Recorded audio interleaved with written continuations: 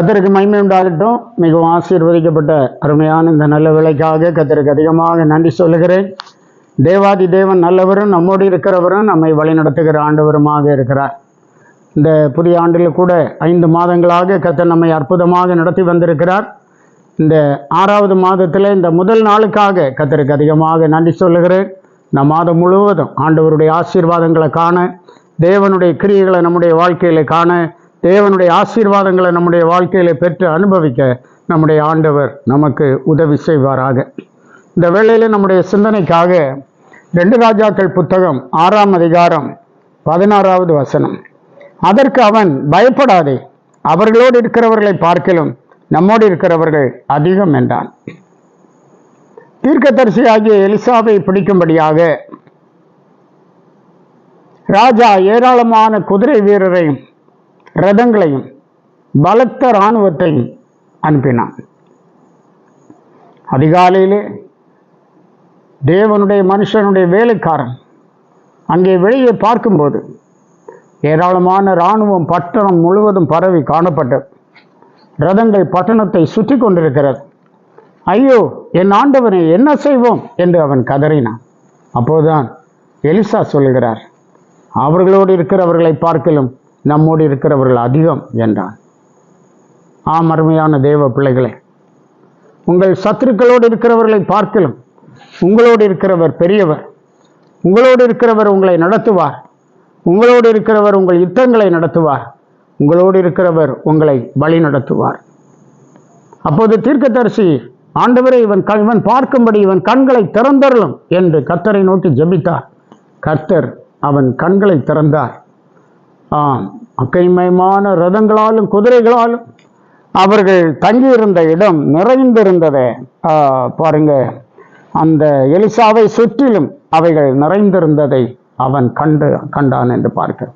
இந்த காலை வேளையில் கர்த்தர் உங்களுக்காக ஆயத்தப்படுத்தி வைத்திருக்கிறவைகளை, கர்த்தர் உங்களை பாதுகாக்கிற விதத்தை காணும் கண்கள் உங்களுக்கு அதிகமாக தேவை. ஆண்டவர் அவ்விதமான காண்கிற கண்களையும் கேட்கிற செவிகளையும் தந்து நம்மை இந்த மாதம் முழுவதும் ஆசீர்வதிப்பாரார். அவர் நம்மையில் பாராட்டி இருக்கும் கிருபை மிகவும் பெரிய. யோபின் புத்தகம் 25ஆம் அதிகாரம் 3ஆம் வசனத்திலே படிக்கிறோம், அவருடைய சேனைக்கு தொகையுண்டோ, யார் மேல் அவருடைய வெளிச்சம் உதிக்காதிருந்தது என்று அங்கே சொல்லுகிறத பார்க்கிறோம். மெய்யாகவே தேவனுடைய சேனைக்கு தொகையில்லை. 1000-10,000 தூதர்கள் நிறைந்திருக்கிறார்கள், தேவனுடைய சேனைக்கு தொகையில்லை என்று நாம் பார்க்கிறோம். இன்னும் நாம் படிக்கும்போது யோசபாத் யுத்தத்துக்கு ஆயத்தப்பட்டான். அப்போது அவன் ஜனங்களுக்கு சொல்லுகிறான், அவர்களோடு இருக்கிறது மாம்ச பயம், நம்மோடு இருந்து நம்முடைய யுத்தங்களை நடத்துகிறவர் நம்முடைய தேவனாகிய கர்த்தர் என்று சொல்லுகிறான். ஆகவே தேவ பிள்ளைகள் விசேஷித்தவர்களாக நாம் இருக்கிறோம். சங்கீதம் 34:7 சொல்லுகிறது, கர்த்தருடைய தூதன் அவருக்கு பயந்தவர்களை சூழ பாளையம் இறங்கி அவர்களை விடுவிக்கிறார். இந்த மாதம் முழுவதும் கர்த்தராலே வருகிற விடுதலையும், கர்த்தராலே உண்டாகிற ஆசீர்வாதத்தையும், கர்த்தராலே உண்டாகிற நன்மையும் நீங்கள் உங்கள் வாழ்க்கையில் காண்பீர்கள். பலவிதமான போராட்டங்களிலிருந்து விடுதலை பெறுவதற்கு நினைத்த வேளைகளில் எல்லாம் ஆண்டவர் உங்களை தாங்கினார்.